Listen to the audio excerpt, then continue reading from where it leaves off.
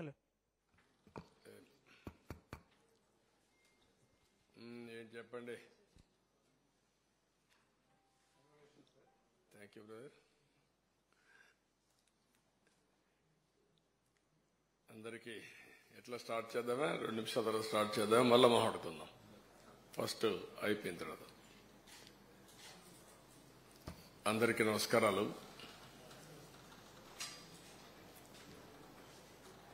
ఏదైతే ముఖ్యమంత్రిగా ప్రమాణ స్వీకారం చేసిన తర్వాత అనేక కార్యక్రమాలకు శ్రీకారం చుట్టి రాష్ట్రంలో 5 సంవత్సరాలు జరిగిన విధ్వంసం గాని, ఇంకొక పక్కన ఏ విధంగా రాష్ట్రం నష్టపోయింది అనే విషయాలు కూడా కూలంకుషంగా చర్చ జరగాల్సిన అవసరం ఉంది. ప్రజలైతే ఏకపక్షంగా ఎన్నికలు నడిపించారు. తెలుగుదేశం పార్టీ పెట్టిన తర్వాత ఇదొక హిస్టారికల్ ఎలక్షన్. ఆల్ ఇండియా లెవెల్లో కూడా ఇటీవల సీట్లు గెలవచ్చేమో గాని ఇంత పెద్ద విక్టరీ ఎక్కడా రాలేదు. ప్రజల్లో ఈ మార్పుకు కారణమేంటని అన్వేషిస్తే ఒక పక్క జరిగిన నష్టాన్ని గుర్తించారు, ఇంకొక పక్క ఇన్ని రోజులు ఏ విధంగా అణగదొక్కారో అవన్నీ కూడా భరించి ఒక ఫ్రస్ట్రేషన్ లో ముందుకు వచ్చే పరిస్థితికి వచ్చారు. ఈరోజు మీరు ఇక్కడున్నారు మీడియా, మనం 4th ఎస్టేట్ అని పిలుస్తాం. మొన్నటి వరకు అందరూ మిమ్మల్ని చూసి భయపడ్డారు కానీ మొట్టమొదటిసారిగా మీరు కూడా భయపడే పరిపాలన సాగింది. కనీసం ఫ్రీగా చెప్పుకోలేని పరిస్థితికి వచ్చేసారు మీరు. ఇంకా రాజకీయ పార్టీలైతే లెక్కలేనితనం వచ్చింది. ఇంకా అసెంబ్లీ నామమాత్రం అయిపోయింది. ఈవెన్ కోర్టుల్లో కూడా వాళ్ళను కూడా బ్లాక్ మెయిల్ చేసే పరిస్థితికి వచ్చారు. కోర్టులు కూడా అంటే మనం చూసాం, సోషల్ మీడియాలో పెట్టి జడ్జెస్ను కూడా క్యారెక్టర్ అసాసినేషన్ చేసే పరిస్థితికి వస్తే వాళ్ళు సిబిఐ ఎంక్వైరీ చేసే పరిస్థితికి వచ్చారు. ఏ విధంగా సోషల్ యాక్టివిస్ట్ అయితే ఇంకా మనం చూస్తున్నా చాలా భయంకరంగా ఉంది. ఇవన్నీ ఒక ఎత్తు అయితే, మేము ఎన్నికల ముందు చెప్పాం రాష్ట్ర పునర్నిర్మాణం జరగాలని. దానికి మేమందరం కష్టపడి పనిచేస్తామని చెప్పాం. మొన్నటి వరకు చేసింది మేము రాజకీయ ఆరోపణలు చేశాం. మాకుండే అరాకొర సమాచారాన్ని బేస్ చేసుకుని, మాకుండే లిమిటెడ్ మెషినరీ, పార్టీ అడ్మినిస్ట్రేషన్ లో ఉండే రిసోర్సెస్ అన్ని బేస్ చేసుకుని ప్రజా చైతన్యం తేవడం కోసం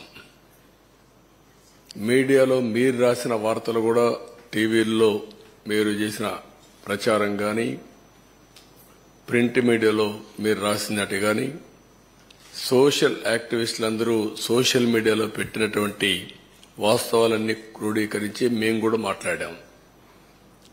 అవన్నీ ఈరోజు ప్రభుత్వానికి వచ్చిన తర్వాత రెండు కూడా టాలీ చేసుకుని, ఇంకా మిస్సింగ్ లింక్స్ ఉంటే అవన్నీ కూడా ఎస్టాబ్లిష్ చేసి వాస్తవ పరిస్థితుల్ని ప్రజలకు తెలియజేసి వాళ్ళ సజెషన్స్ కూడా తీసుకొని,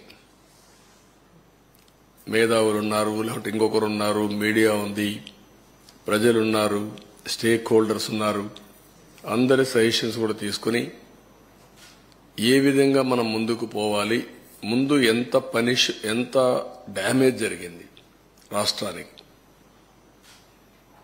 మళ్లీ ఇక్కడి నుంచి ఏ విధంగా మనం కోలుకోవాలి అనే విషయాలు మేము ప్రిపేర్ చేసే మునుపు వేరే మార్గాలు లేవు. మళ్లీ ముందుకు పోవడం తప్ప వేరే ఆలోచన లేదు. ప్రజలు ఒక నమ్మకం పెట్టి మేము ఒకటే చెప్పాం ఎన్నికల్లో, ప్రజలు గెలవాలి, రాష్ట్రం నిలబడాలి.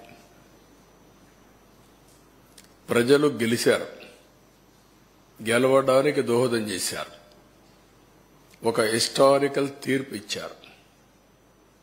రాష్ట్రం నిలబెట్టడం ఇప్పుడు అందరి బాధ్యత. అది మేము బాధ్యత తీసుకుంటాం. అదే సమయంలో ఎప్పటికప్పుడు ప్రజలు కూడా సహకరిస్తే తప్ప సాధ్యం కాదు. అందుకే మొట్టమొదటిసారిగా 7 వైట్ పేపర్స్ పబ్లిసైజ్ చేస్తున్నాం. సమయం కూడా తక్కువ ఉంది. ఒక పక్కన నిన్నటి వరకు ఫార్మాలిటీస్ అని మేము కంప్లీట్ చేయాలి. అది అయిన తర్వాత కేంద్రంలో బడ్జెట్ పెడుతున్నారు, ఇక్కడ బడ్జెట్ పెట్టాలి. కేంద్రంలో బడ్జెట్ పెట్టే ముందు మన సమస్యలన్నీ వాళ్ళ దృష్టికి తీసుకొచ్చి ఎంతవరకు వీలైతే అంతవరకు మనం ఫండ్స్ తెచ్చుకోవడం కానీ, అదే మరి ప్రాజెక్టులు తీసుకోవడం కానీ ఇవన్నీ జరగాల్సిన అవసరం ఉంది. అందుకే ఒక 20-25 రోజుల్లో 7 పేపర్లు కూడా చర్చలన్నీ కంప్లీట్ చేసి మళ్లీ మేము అసెంబ్లీ సమావేశాలు పెట్టుకుని బడ్జెట్ కూడా ప్రవేశపెట్టాల్సిన అవసరం ఉంది. లేకపోతే మళ్లీ ఒక సంవత్సరం మనకు ఒక కన్ఫ్యూజన్ లో పోయే పరిస్థితి వస్తుంది.